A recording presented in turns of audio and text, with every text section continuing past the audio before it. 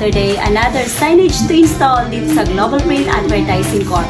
Araw-araw, meron kaming ganap dito. Ngayon, kami ay mag-i-install ng signage ni Regine Tower Building. And ito ay naming ng kanilang mga different establishments inside their building. Let's go and tingnan natin kung paano ginagawa ang bawat isa sa signage na ating install ngayon. So, itong aming install ngayon, ito ay ang non-lighted acrylic. It's made of 2D acrylic on acrylic. Ang ginagawa nito ay meron munang pattern. So, ito ang pattern na sinusundan ng ating fabricator. Ang bawat isang number na inilalapat para pantay ang spacing and margins. Kagaya rin sa ginagawa ni Ron. Siya ay nagsumusunod sa pattern na printed para ang margin and spacing ay accurate. So, sinusundan natin ang bawat pattern ng each letters para accurate ang bawat imprenta at ang bawat lapat ng 2D acrylic.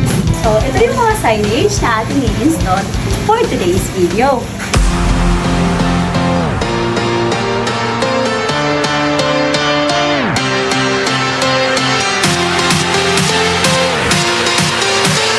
Nating na-install ang Regine Tower signage.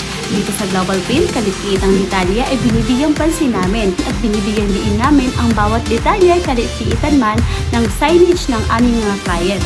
Here in Global Print Advertising Corp, we just do not make signages. We make names for your business. Message us for inquiry. We are your trusted signage maker.